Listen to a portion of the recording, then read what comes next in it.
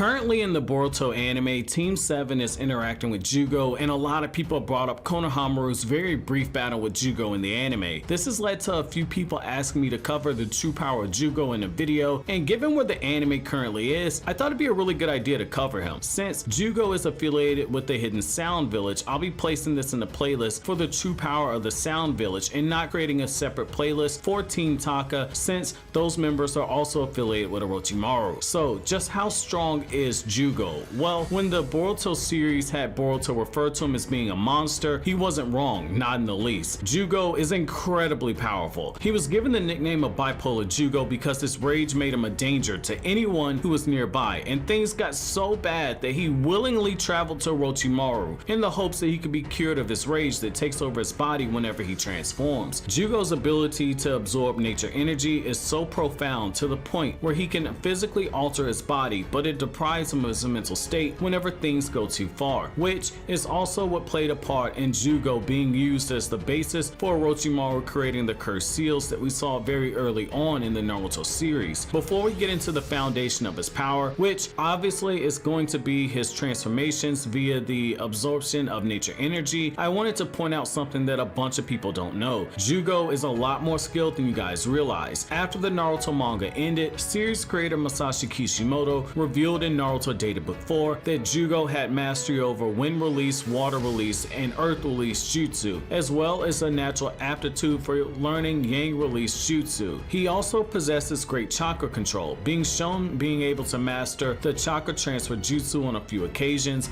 like when he transferred chakra and nature energy to Sasuke to amp his Susanoo in the war arc. Due to his clan's natural ability to use nature energy, Jugo can enter into a sage transformation at any time, like shown when he willingly transformed during the 5 Kage summit in order to protect Sasuke, and during Team Taka's battle against Killer Bee when they tried to capture him when they were affiliated with the Akatsuki, where Jugo consciously changed the makeup of his body to aid Sasuke in both of these battles. His skill over the sage transformation is so great that even when he's in his base form, if he chooses to, he can change any part of his body at will, even without having nature energy at his disposal. Members of Jugo's clan are born with abnormally high chakra reserves, meaning without nature energy, Jugo is still a very formidable fighter. That being said, his transformations using nature energy are absolutely busted. The jet boosters on his back are fast enough to dodge lightning amped attacks from version 1 Killer Bee. Whenever Jugo fully gives into the power of his transformation, Jugo's stats get a massive boost, but it comes at the expense of his mind. If he's ever damaged in battle, Jugo can also absorb chakra from his enemy to heal his wounds.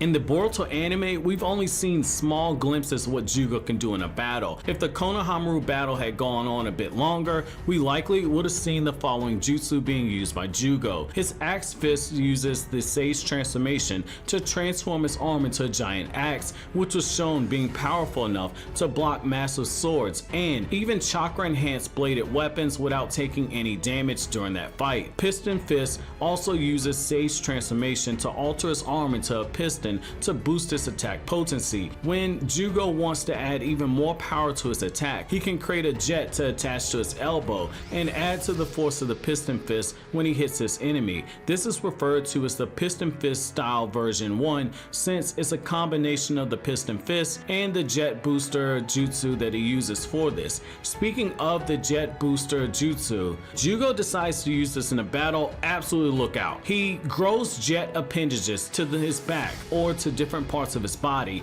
that rapidly amps up his speed on both the ground as well as in the air. When you add the sudden boost in speed to his raw power, fighting Jugo can be an absolute chore. His cursed seal chakra blast is used when Jugo fully gives into his cursed state and he transforms his arm into a literal chakra cannon. Only the Raikage's lightning armor was shown being able to counter this attack's deadly speed and power when it gets fired off, and the speed at which it's fired is in the upper tier of the Naruto verse. Like stated before, only the Raikage's lightning chakra armor was strong enough and fast enough to avoid this attack. Another thing that Jugo can do is in this transformed state, or even in his natural state, is he can stretch his arm great distances to grab his enemies. Now, when he uses regeneration, Jugo gives his flesh to his individuals who are compatible with this cursed seal, and it allows allows him to heal their energies by transferring his cells to their body. The drawback to using this jutsu